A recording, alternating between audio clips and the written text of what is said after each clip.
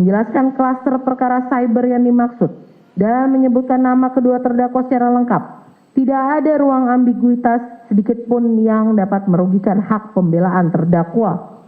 Dengan demikian, dalil nota perlawanan dari tim advokat terdakwa mengenai kompetensi relatif adalah argumen yang lahir dari ketidakcermatan membaca dokumen negara, cacat logika, dan mengada-ada. Surat keputusan Ketua Mahkamah Agung Republik Indonesia nomor 144 tahun 2026 adalah sah dan berlaku mengikat bagi terdakwa. Oleh karena itu, Pengadilan Negeri Jakarta Timur secara hukum berwenang mutlak untuk memeriksa, mengadili, dan memutus perkara terdakwa Dr. Tifauzia Tiasuma. Keberatan terdakwa harus ditolak seluruhnya. Mengutip dasar domisili saksi di Jakarta Selatan, namun melimpahkan perkara ke Jakarta Timur, bahwa tim advokat terdakwa mendalilkan bahwa Pengadilan Negeri Jakarta Timur tidak berwenang mengadili perkara akuo dengan alasan lokus delikti berada di Jakarta Pusat atau Jakarta Selatan, penunjukan Pengadilan Negeri Jakarta Timur berdasarkan SK KMA, cacat hukum karena hanya menyebutkan nama Dr. KRMT Roy Suryono atau di Projo DKK, sehingga diklaim melanggar asas delegatus non potest delegare dan asas spesialistik. Penuntut umum menyampaikan bantahan sebagai berikut. Bahwa tim advokat terdakwa berpikir secara konvensional analog dengan mengunci bahwa karena peristiwa material atau talk show terjadi di MNC Conference Hall, News Tower, Menteng, Jakarta Pusat, maka kompetensi relatif mutlak hanya milik Pengadilan Negeri Jakarta Pusat. Dalam hal pidana modern, khususnya yang berkaitan dengan informasi dan transaksi elektronik atau UU ITE, serta penyebaran konten digital yang diatur dalam Undang-Undang Nomor 1 Tahun 2023, penentuan lokus delikti tunduk pada perluasan doktrin hukum peradilan. A. Teori alat atau instrumen teori, tempat di mana alat cyber atau sistem elektronik itu digunakan untuk mengunggah atau mentransmisikan konten. B.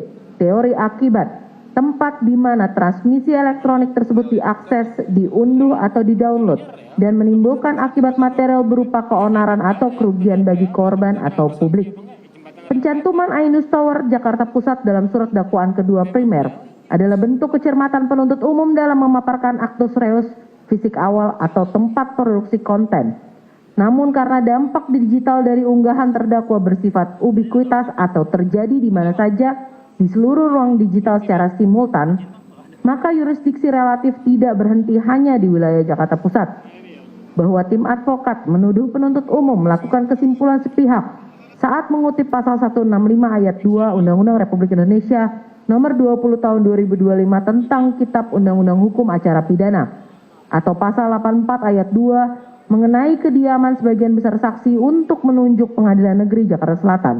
Pencantuman alur kompetensi tersebut bukanlah kekacauan, melainkan pemenuhan syarat formal kronologi yurisdiksi sebelum perkara ditarik ke Pengadilan Negeri Jakarta Timur. Bahwa penuntut umum sengaja menguraikan elemen Jakarta Selatan dalam surat dakwaan untuk menegaskan prinsip efisiensi peradilan, yaitu membuktikan secara limitatif bahwa tempat tinggal terdakwa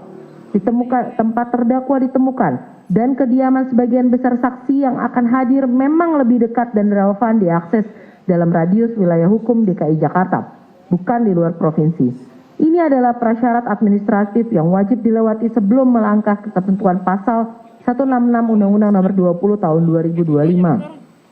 Bahwa argumentasi tim advokat menunjukkan ketidakpahaman mendasar mengenai doktrin koneksitas perkara, asas dominus litis dan perluasan kewenangan absolut Ketua Mahkamah Agung dalam ranah hukum acara pidana. Bahwa penunjukan Pengadilan Negeri Jakarta Timur bersandar penuh pada pasal 166 Undang-Undang Republik Indonesia Nomor 20 Tahun 2025 atau pasal 85 Undang-Undang Nomor 8 Tahun 1981 yang memberikan mandat mutlak kepada Ketua Mahkamah Agung Republik Indonesia untuk mengalihkan yurisdiksi relatif suatu pengadilan negeri ke pengadilan negeri lainnya demi alasan keamanan, ketertiban umum, atau efisiensi peradilan. Bahwa tim advokat terdakwa membangun argumentasi eksepsinya di atas sebuah premis tunggal yang keliru dan manipulatif dengan menyatakan bahwa SK KMA nomor 114/KMA/SK.HK2.2 2026 cacat hukum karena hanya menyebutkan nama Dr. KRMT Roy Suryonoto Diprojo DKK tanpa menyebutkan nama terdakwa Dr. Tifauzia Tiasuma secara spesifik. Penuntut umum meminta majelis hakim yang mulia untuk memeriksa secara langsung dokumen otentik SKKMA tersebut, di mana kebenaran material dan formal dari dokumen tersebut secara nyata mematahkan kebohongan eksepsi terdakwa. Meskipun pada bagian judul atau kepala SKKMA menggunakan singkatan DKK demi penyederhanaan administrasi, namun pada bagian diktum memutuskan menetapkan pertama dan kedua Ketua Mahkamah Agung Republik Indonesia secara terang benderang tertulis dan legal mencantumkan: pertama, menunjuk Pengadilan Negeri Jakarta Timur untuk memeriksa dan memutus perkara pidana atas nama terdakwa Dr. KRMT Roy Suryonoto Diprojo dan Dr. Tifauzia Tiasuma. Dengan ditemukannya fakta bahwa nama terdakwa Dr. Tifauzia Tiasuma tertulis secara eksplisit dalam amar penetapan SKKMA, maka seluruh argumentasi penasihat hukum mengenai ketidakjelasan subjek hukum gugur demi hukum. Bahwa asas delegatus non potest delegare bermakna bahwa seorang delegator atau penerima wewenang tidak boleh melimpahkan kembali wewenang tersebut kepada pihak lain atau subdelegasi. Dalam kasus ini, Ketua Mahkamah Agung tidak mendelegasikan wewenangnya kepada siapapun. Ketua Mahkamah Agung menggunakan kewenangan atributif asli dari undang-undang untuk menunjuk langsung Pengadilan Negeri Jakarta Timur. Pengadilan Negeri Jakarta Timur kemudian melaksanakan kewenangan yurisdiksi tersebut secara mandiri, bukan sebagai delegasi dari delegasi. Bahwa berdasarkan pasal 1 angka 22 junto pasal 11 dan pasal 12 Undang-Undang Nomor 30 Tahun 2014 tentang administrasi pemerintahan mengatur secara rigid pemisahan antara sumber wewenang atribusi, delegasi, dan mandat sebagaimana pasal 11 ayat 1 Undang-Undang Nomor 30 Tahun 2014 mengatur mengenai kewenangan atribusi diberikan kepada badan dan atau pejabat pemerintah oleh Undang-Undang Dasar Negara Republik Indonesia tahun 1945 atau Undang-Undang. Karena Ketua Mahkamah Agung memperoleh wewenang menunjuk Pengadilan Negeri Jakarta Timur langsung dari undang-undang, maka tindakan Ketua Mahkamah Agung adalah tindakan atributif. Doktrin delegatus non potest delegare atau penerima delegasi tidak boleh mendelegasikan lagi demi hukum tidak dapat diterapkan karena Ketua Mahkamah Agung bertindak sebagai pemberi kuasa pertama berdasarkan mandat undang-undang, bukan sebagai pihak yang menerima delegasi kekuasaan. Bahwa asas spesialitas atau spesialitas mensyaratkan bahwa suatu tindakan hukum atau keputusan administrasi harus merujuk pada objek dan urusan yang spesifik. SKKMA nomor 114 tahun 2026 telah memenuhi unsur ini secara sempurna karena secara limitatif menyebutkan nomor klaster perkara, peristiwa hukum penyebaran materi elektronik yang dimaksud, serta mengunci subjek hukum utamanya. Penyebutan DKK mempertegas spesifikasi bahwa seluruh orang yang terlibat dalam berkas perkara berlanjut atau berkaitan tersebut ditarik ke Pengadilan Negeri Jakarta Timur. Pasal 52 dan Pasal 56 Undang-Undang Nomor 30 Tahun 2014 tentang Administrasi Pemerintahan menetapkan syarat sahnya sebuah keputusan badan atau pejabat pemerintahan, yaitu wajib memenuhi syarat kewenangan, syarat prosedur, syarat substansi. Syarat substansi terpenuhi apabila objek keputusan tersebut sudah jelas, pasti, dan dapat ditentukan. Asas spesialis state ini menghendaki agar setiap ketetapan tata usaha negara memiliki spesifikasi urusan yang jelas dan tidak mengambang. SKKMA Aquo telah memenuhi asas ini secara paripurna karena keputusan tersebut secara limitatif mengunci surat permohonan dari 3 instansi dalam kurung Kepala Kejaksaan Negeri Jakarta Selatan, Kepala Kepolisian Resort Metro Jakarta Selatan, dan Ketua Pengadilan Negeri Jakarta Selatan. Menjelaskan klaster perkara cyber yang dimaksud dan menyebutkan nama kedua terdakwa secara lengkap. Tidak ada ruang ambiguitas sedikitpun yang dapat merugikan hak pembelaan terdakwa. Dengan demikian, dalil nota perlawanan dari tim advokat terdakwa mengenai kompetensi relatif adalah argumen yang lahir dari ketidakcermatan membaca dokumen negara, cacat logika, dan mengada-ada. Surat keputusan Ketua Mahkamah Agung Republik Indonesia nomor 144 tahun 2026 adalah sah dan berlaku mengikat bagi terdakwa. Oleh karena itu, Pengadilan Negeri Jakarta Timur secara hukum berwenang mutlak untuk memeriksa, mengadili, dan memutus perkara terdakwa Dr. Tifauzia Tiasuma, keberatan terdakwa harus ditolak seluruhnya. B. Tanggapan atas dakwaan tidak dapat diterima karena pencabutan pengaduan SP3 terlapor lain atau hak menuntut negara tidak gugur atas asas ondel barheit van Klah tidak dapat diaplikasikan pada delik biasa. Menanggapi nota perlawanan atau eksepsi tim advokat terdakwa Dr. Tifauzia Tiasuma pada bab 3 halaman 8-11 yang mendalilkan bahwa hak menuntut negara telah gugur demi hukum akibat adanya perdamaian dan pencabutan pengaduan terhadap terlapor lain, yaitu saksi Egy Sujana dan saksi Damai Hari Lubis, berdasarkan asas ondel barheit van Klah atau sifat tidak terbagi-baginya pengaduan, X pasal 79 ayat 4 Undang-Undang RI nomor 20 tahun 2025, junto pasal 24 Undang-Undang RI nomor 1 tahun 2023, penuntut umum menyampaikan tanggapan untuk menolak seluruh dalil tersebut dengan dasar hukum sebagai berikut. Tanggapan yuridis penuntut umum bahwa tim advokat atau kuasa hukum terdakwa membangun silogisme keliru dengan menyatakan bahwa karena kasus ini bermula dari satu laporan polisi yang sama atau satu kesatuan aduan oleh saksi IR Haji Joko Widodo, maka berdasarkan asas ondel barheit van Klah atau sifat tidak terbagi-baginya pengaduan, X pasal 24 Undang-Undang 1 tahun 2023, pencabutan laporan terhadap saksi Egy Sujana, saksi Damai Hari Lubis otomatis menggugur hak menuntut terdakwa Dr. Tifauzia Tiasuma. Akan dilanjutkan yang mulia. Mohon izin melanjutkan majelis. Bahwa argumentasi ini mengandung cacat konseptual yang fatal karena mencoba menggeneralisasi seluruh isi surat dakwaan sebagai delik aduan absolut. Bahwa berdasarkan surat dakwaan penuntut umum menggunakan struktur surat dakwaan kombinasi yaitu sebagai berikut. A. Delik biasa pasal 32 Undang-Undang Informasi dan Transaksi Elektronik atau ITE, pasal 35 Undang-Undang Informasi dan Transaksi Elektronik atau ITE, dan pasal 126 Undang-Undang Nomor 1 Tahun 2023 tentang KUHP yang tidak dapat digugurkan oleh pencabutan laporan oleh pihak manapun. Sifat hukum atas pencabutan aduan tidak berdampak dan negara tetap wajib melakukan penuntutan demi ketertiban hukum umum. B.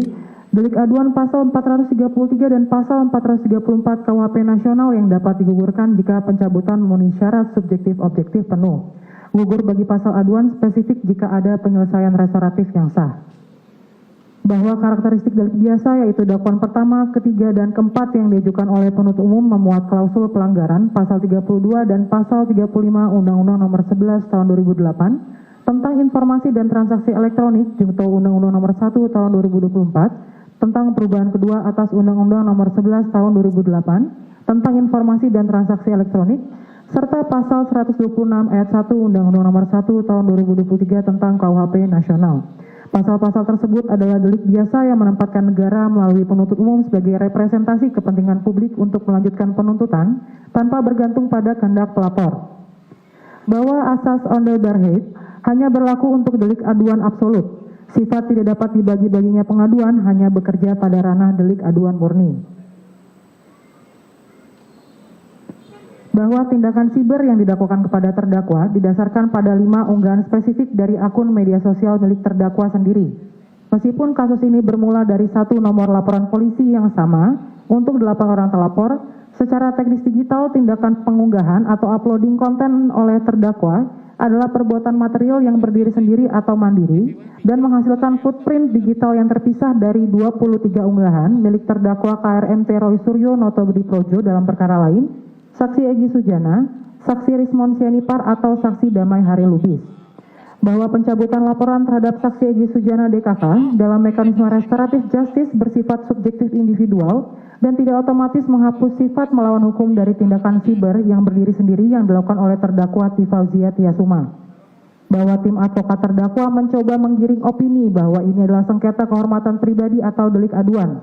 Padahal pasal-pasal utama yang didakwakan memiliki objek hukum yang jauh berbeda, yaitu delik aduan melindungi kehormatan atau nama baik individu, kemudian pasal 32 dan pasal 35 Undang-Undang Nomor 11 Tahun 2008 tentang informasi dan transaksi elektronik melindungi integritas sistem, data digital, dan kepastian otentisitas dokumen di ruang publik atau data and system integrity. Kemudian, pasal keonaran melindungi ketertiban umum masyarakat atau public order.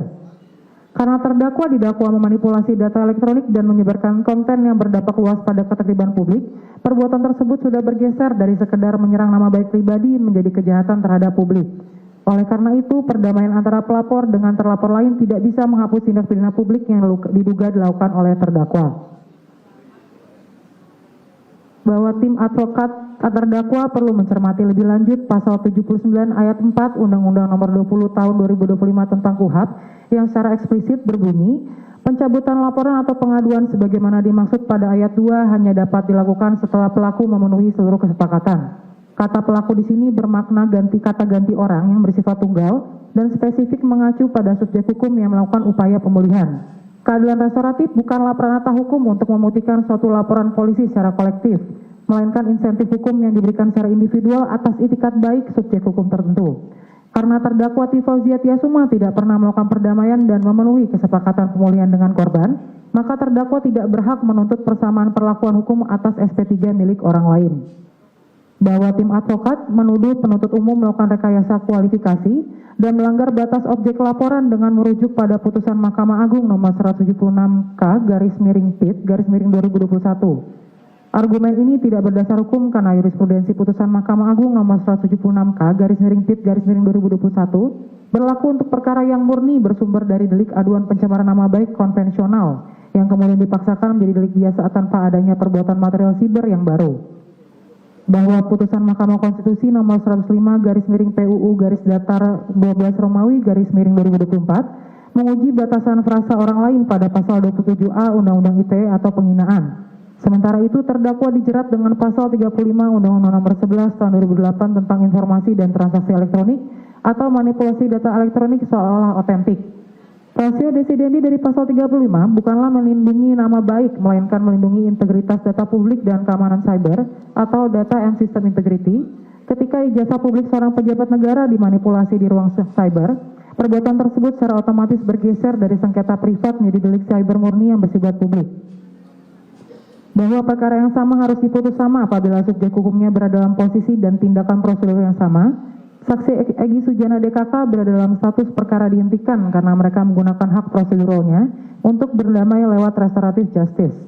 Terdakwa T. Fauzia Tiasuma secara sadar menolak atau tidak menempuh jalur tersebut, menyamakan perlakuan hukum antara subjek yang kooperatif atau berdamai dengan subjek hukum yang tidak berdamai justru merupakan bentuk ketidakadilan yang nyata. Bahwa berdasarkan seluruh uraian di atas, argumentasi tim advokat terdakwa mengenai gugurnya hak menuntut akibat pencabutan laporan pihak lain adalah argumentasi yang cacat doktrin, keliru menafsirkan aturan hukum transisional, dan tidak berdasar hukum. Pencabutan aduan pada delik aduan absolut tidak dapat mematikan penuntutan atas delik biasa, yaitu pasal 32, 35 Undang-Undang ITE, dan pasal 126 Undang-Undang Nomor 1 Tahun 2023 tentang KUHP yang melekat pada surat dakwaan. Dengan demikian, penuntut umum memohon kepada Majelis Hakim yang mulia untuk menolak seluruh keberatan tim advokat terdakwa pada bab 3 ini dan menyatakan surat dakwaan penuntut umum tetap sah, kuat, serta dapat diterima untuk dilanjutkan ke tahap pembuktian. Mohon izin dilanjutkan rekan saya, Majelis. Izin melanjutkan yang mulia. Tanggapan atas legalitas dan validitas temporal surat dakwaan tidak kabur, non-obscurable, dan patuh pada lex temporis delicti. Menanggapi nota perlawanan tim advokat terdakwa pada bab 4 dan bab 5 yang mendalilkan bahwa surat dakwaan penuntut umum batal demi hukum karena kabur dan tidak jelas dengan alasan pelanggaran asas legalitas, kekaburan tempus delicti, serta ketidakjelasan anatomi cyber terkait locus delicti. Penuntut umum menyampaikan tanggapan sebagai berikut. Bahwa tim advokat terdakwa mendalilkan terjadi pelanggaran absolut terhadap asas legalitas non-retroaktif pasal 1 ayat 1 Undang-Undang Nomor 1 Tahun 2023 tentang KUHP karena tempus delicti berada pada kurun waktu Maret hingga Mei 2025. Sedangkan Undang-Undang Nomor 1 Tahun 2023 dan Undang-Undang Nomor 1 Tahun 2026 baru efektif pada tanggal 2 Januari 2026. Argumentasi tim advokat tersebut keliru secara teoritis dan dogmatis karena gagal memahami sifat dari delik berlanjut dan delik permanen digital. Bahwa penuntut umum memasukkan kausal perbuatan berlanjut yakni pasal 126 ayat 1 Undang-Undang Nomor 1 Tahun 2023 karena konten yang digital diunggah oleh terdakwa pada rentan bulan Maret dan Mei sampai dengan Mei 2025 tetap dibiarkan hidup, dapat diakses, mentransmisi keonaran dan dipertahankan aksesibilitasnya oleh terdakwa hingga melewati batas waktu 2 Januari 2026 saat Undang-Undang Nomor 1 Tahun 2023 berlaku efektif. Dalam delik cyber, tempus delicti tidak berhenti saat tombol upload ditekan, melainkan terus berlangsung selama transmisi data tersebut sengaja dipelihara dan diakses oleh publik. Bahwa penyusunan dakwaan secara alternatif subsidiaritas yang menyertakan KUHP lama, Undang-Undang Informasi dan ITE serta dan KUHP baru adalah langkah cermat penuntut umum untuk mengantisipasi transisi pemberlakuan hukum, bukan suatu bentuk obskur libel. Bahwa penentuan aturan mana yang lebih meringankan adalah wilayah material pembuktian pada saat hakim memutus perkara, bukan formalitas eksepsi yang dapat membatalkan dakwaan di awal persidangan. Menanggapi nota perlawanan tim advokat terdakwa pada halaman 17-20 mengenai tuduhan pencampuran perbuatan pihak ketiga, pencampur adukan dua rezim hukum pidana material serta cacat hukum akibat rekayasa prosedural dan ketiadaan audit digital forensik. Penuntut umum menyampaikan tanggapan sebagai berikut.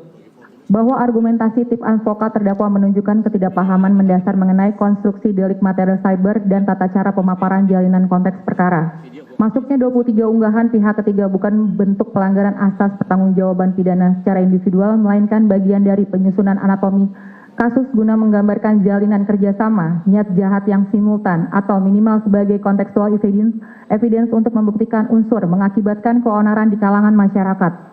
Bahwa perbuatan material memang dimulai pada rentan bulan Maret sampai dengan Mei 2025, namun konten digital yang diunggah oleh terdakwa sengaja dibiarkan tetap hidup, tetap dapat diakses, mentransmisikan narasi hoax dan dampak keonarannya terus diproduksi secara meluas melewati batas transmisi waktu 2 Januari 2026. Saat Undang-Undang Nomor 1 Tahun 2023 berlaku efektif. Dalam ruang cyber, delik tidak selesai saat tombol upload ditekan, melainkan terus berlangsung sepanjang aksesibilitas data tersebut dipelihara oleh pemilik akun. Oleh karena itu, penerapan pasal 126 ayat 1 Undang-Undang Nomor 1 Tahun 2026 adalah sah. Bahwa berdasarkan pasal 3 Undang-Undang Nomor 1 Tahun 2023, jika terjadi perubahan perundang-undangan setelah perbuatan dilakukan, maka diaplikasikan aturan yang paling menguntungkan terdakwa. Penuntut umum menyusun dakwaan secara alternatif subsidiaritas justru untuk memberikan ruang bagi majelis hakim guna menguji dan menyaring secara rigid aturan mana yang paling tepat dan meringankan bagi terdakwa pada saat putusan akhir dijatuhkan, bukan di tahap putusan selah. Bahwa ketiadaan uraian rinci mengenai hasil audit digital forensik, source code atau mendata data dalam narasi surat dakwaan bukanlah cacat formil. Surat dakwaan sebagaimana pasal 75 ayat 2 huruf B Undang-Undang Nomor 20 Tahun 2025 atau pasal 143 ayat 2 Undang-Undang Nomor 8 Tahun 1981 hanya mensyaratkan perumusan unsur delik dan fakta perbuatan. Audit forensik, digital footprint, dan error level analysis atau ELA adalah bukti yang tempatnya untuk diuji di fase pembuktian pokok perkara di persidangan, bukan di pertentangan tahap eksepsi. Untuk isi pasal tidak kami bacakan karena sudah tercantum dalam tanggapan. Bahwa uraian dakwaan nomor Rek perkara PDM 133 sekian sebagaimana didalilkan tim advokat pada bagian 4, 45 dan 46 telah memenuhi prasyarat cermat, jelas dan lengkap sebagaimana diatur dalam pasal 75 ayat 2 huruf B Undang-Undang RI Nomor 20 Tahun 2025. Seluruh keberatan terdakwa telah melompat jauh memasuki materi pembuktian pokok perkara yang tidak berdasar hukum untuk diperiksa pada tahap putusan selah. Dengan demikian, penuntut umum memohon kepada majelis hakim yang mulia untuk menolak seluruh nota perlawanan tim advokat terdakwa pada klausul-klausul tersebut dan memerintahkan persidangan dilanjutkan ke tahap pemeriksaan materi pokok perkara secara runut mengikuti alur hukum transisional cyber yang sah. Selanjutnya dilakukan keputusan saya.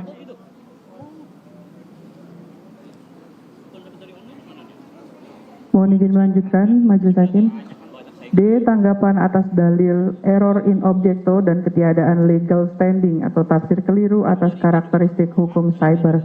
Menanggapi nota perlawanan atau eksepsi tim penasihat hukum terdakwa Dr. Tifauzia Tiasuma pada halaman 21-23 yang mendalilkan adanya error in objecto dan ketiadaan legal standing pelapor atau saksi Insinyur Haji Joko Widodo dalam penerapan pasal 32 ayat 1 Undang-Undang Nomor 11 Tahun 2008 tentang Informasi dan Teknologi Transaksi Elektronik atau ITE dengan argumen bahwa pemilik sah data elektronik tersebut adalah saksi Dian Sandi.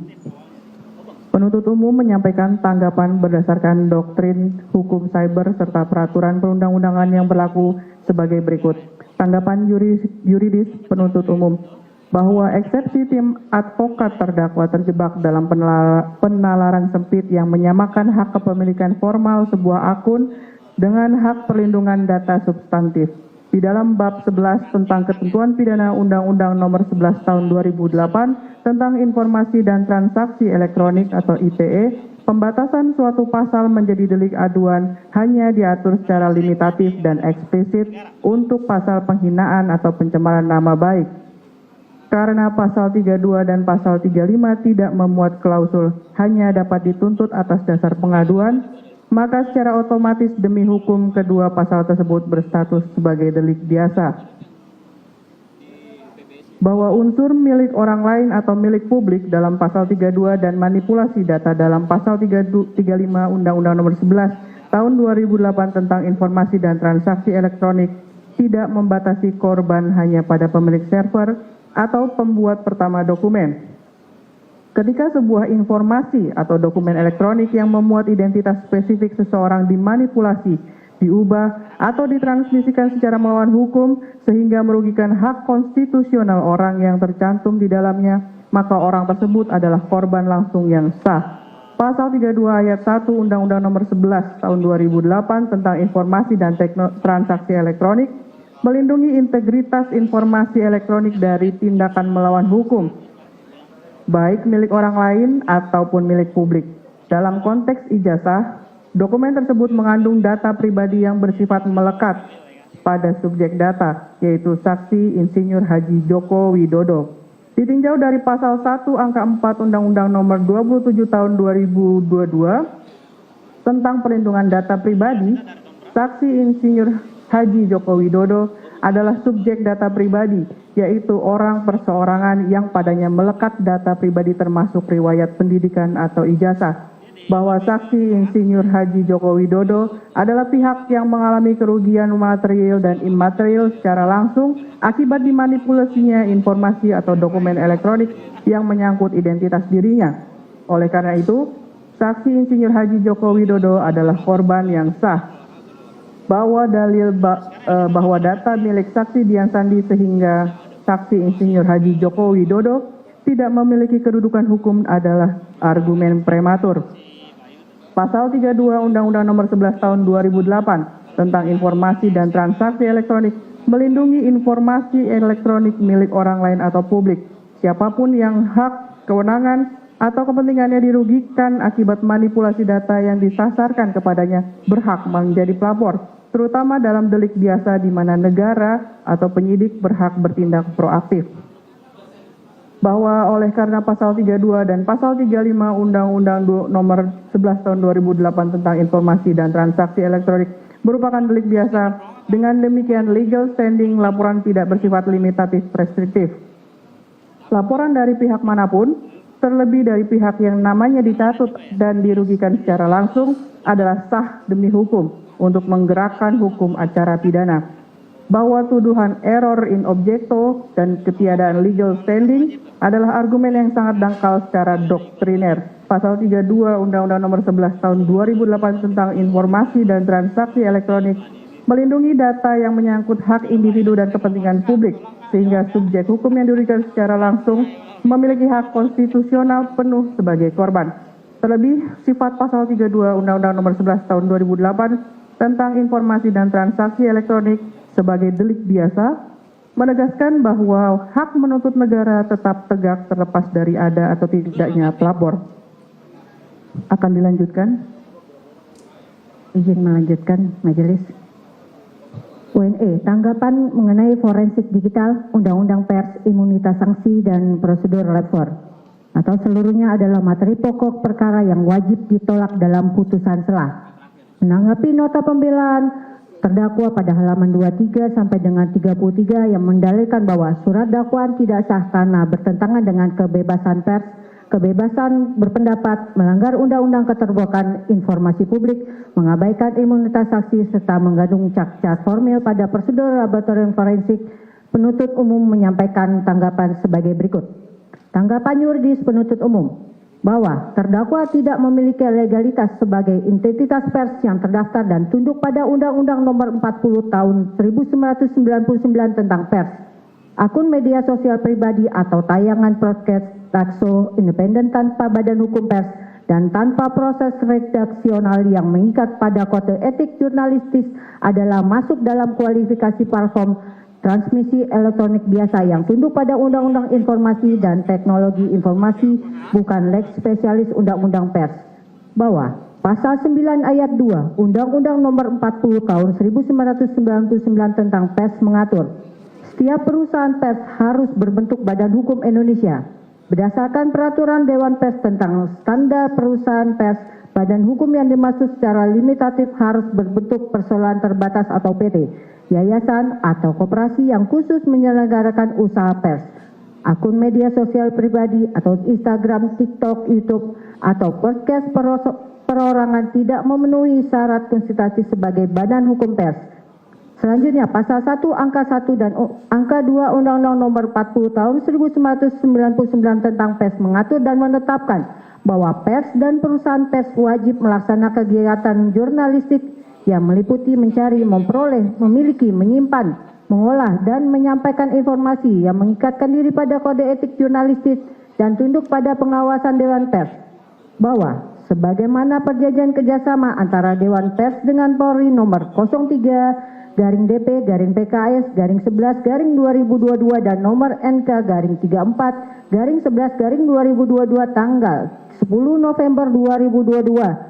Junto nota kesepakatan antara Dewan Pers dengan Kejaksaan Agung nomor 01-DP-MOU-11-2023 dan nomor KEP 048-A-JA-02-2023 tanggal 9 Februari 2023 secara limitatif mengatur bahwa penyelesaian sengketa melalui mekanisme Undang-Undang Pers mengatur kerjasama pelindungan hukum menyelesaikan sengketa lewat mekanisme Undang-Undang Pers hanya berlaku untuk karya jurnalistik yang diproduksi oleh wartawan profesional dan diterbitkan oleh media yang terverifikasi di Dewan Pers.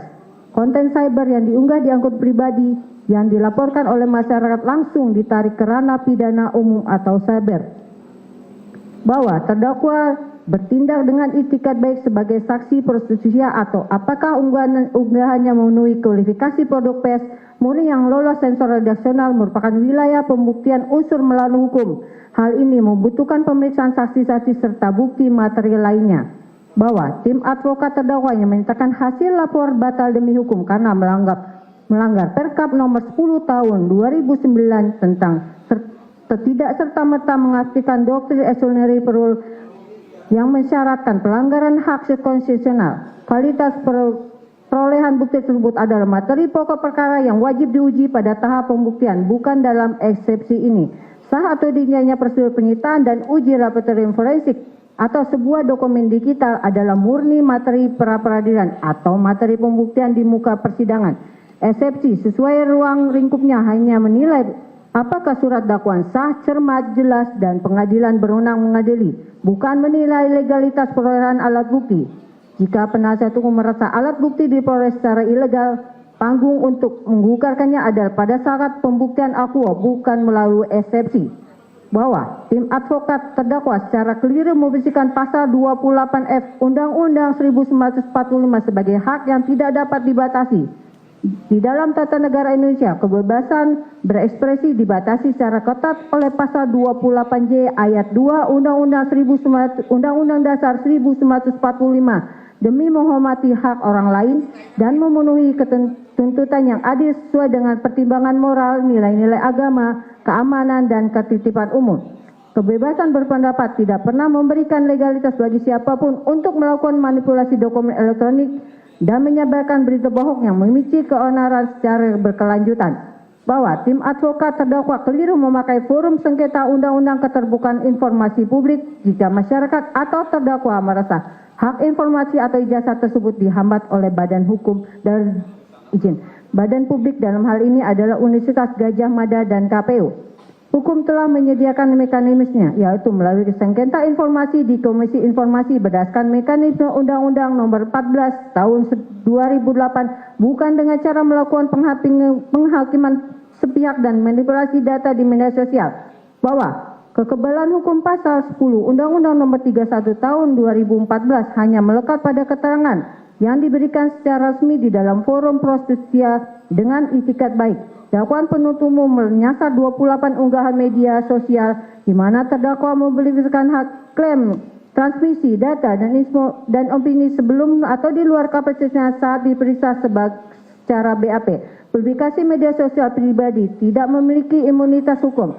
Pasal 10 ayat 1 Undang-Undang Nomor 31 Tahun 2014 tentang perubahan atas Undang-Undang Nomor 13 Tahun 2006 tentang perlindungan saksi dan korban mengatur saksi, korban, saksi pelaku, dan atau pelapor tidak dapat dituntut secara hukum, baik pidana maupun perdata atas kesaksian dan atau laporan yang akan sedang atau telah diberikan, kecuali kesaksian atau laporan tersebut diberikan tidak dengan itikat baik. Berdasarkan tentuan tersebut di atas, aktivitas menyebarkan opini, klaim, dan hasil analisis mandiri di platform media sosial pribadi bukanlah bentuk kesaksian atau laporan komparatif yang dimaksud oleh undang-undang.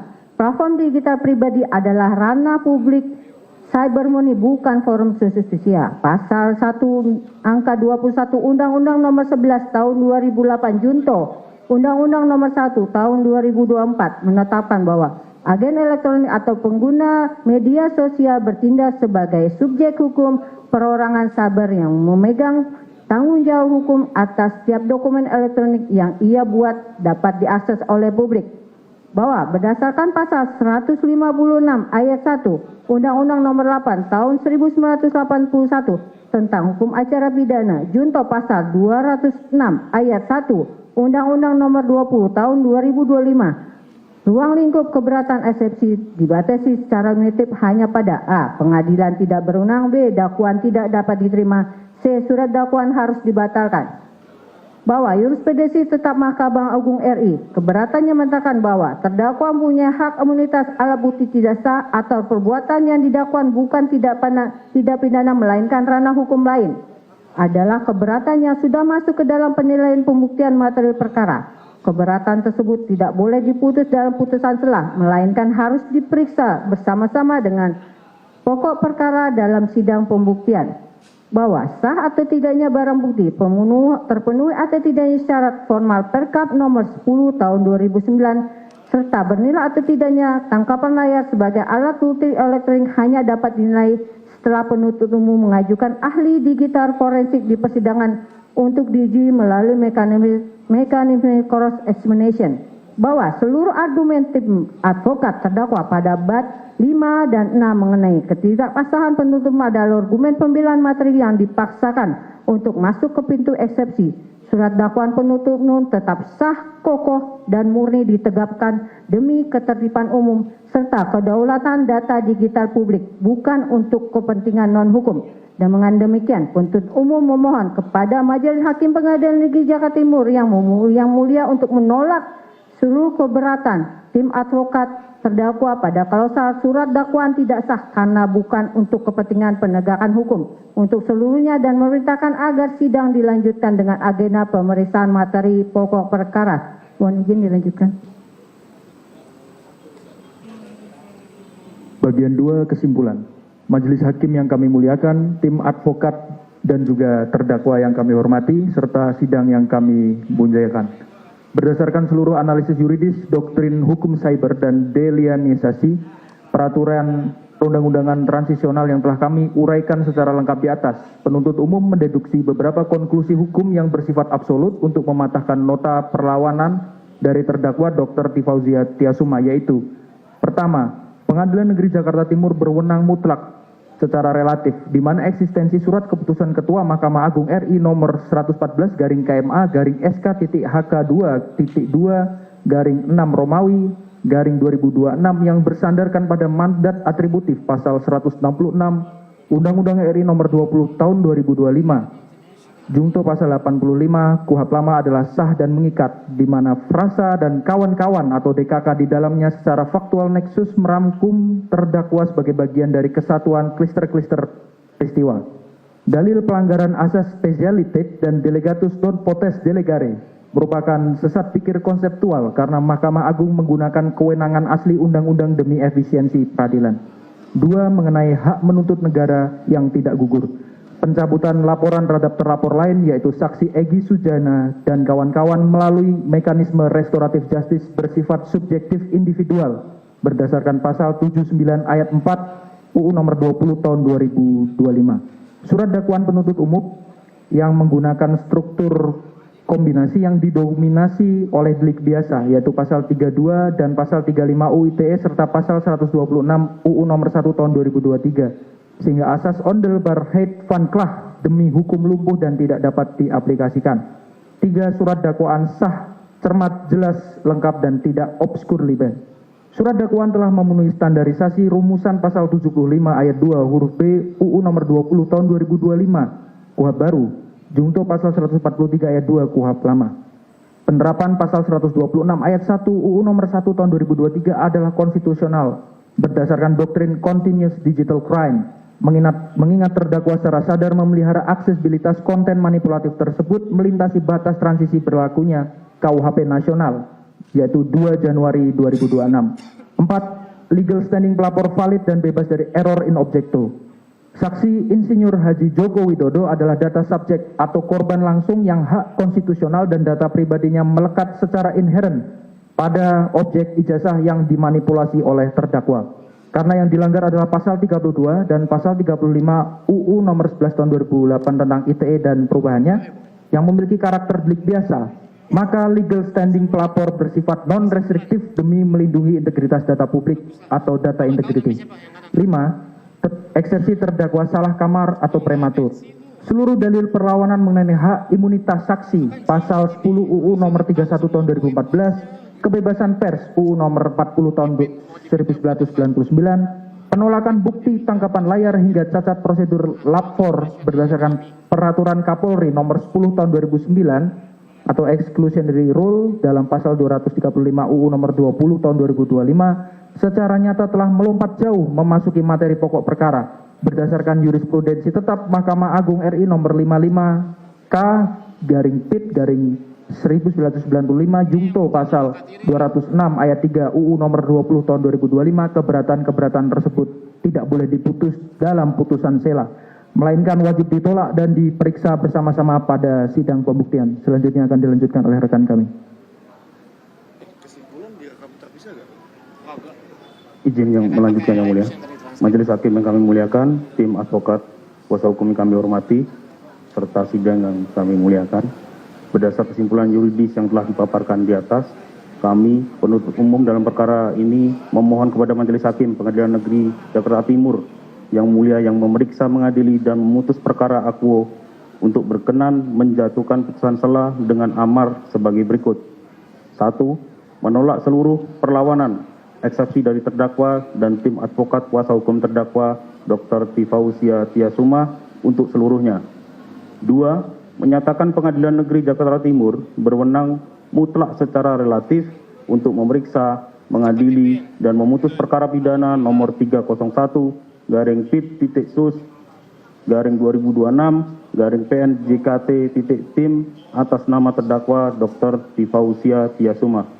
3. Menyatakan surat dakwaan jaksa penuntut umum nomor register perkara PDM 133-M-1-14-EOH-2-06-2026 tertanggal 22 Juni 2026 adalah sah menurut hukum karena telah memenuhi syarat-syarat formal dan material undang-undang sebagai dasar pemeriksaan perkara. 4. Memerintahkan agar pemeriksaan perkara pidana atas nama terdakwa Dr. Tifausia Tiasuma dilanjutkan ke tahap pemeriksaan materi pokok perkara dengan melakukan pembuktian di persidangan. Demikian tanggapan atau jawaban jaksa penuntut umum ini kami bacakan dan serahkan dalam sidang hari ini Kamis 16 Juli 2026 tim jaksa penuntut umum. Selesai yang mulia. Mohon izin yang mulia ada beberapa yang kami point. halaman 10 dan halaman 26. Silakan.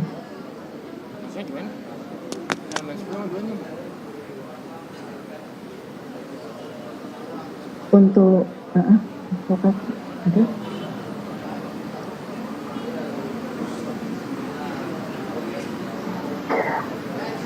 Sidang kemarin tanggal berapa sih sebelum? Ya pokoknya ada Kamis juga tanggal berapa? Tanggal 19. 9, kemarin tanggal 9.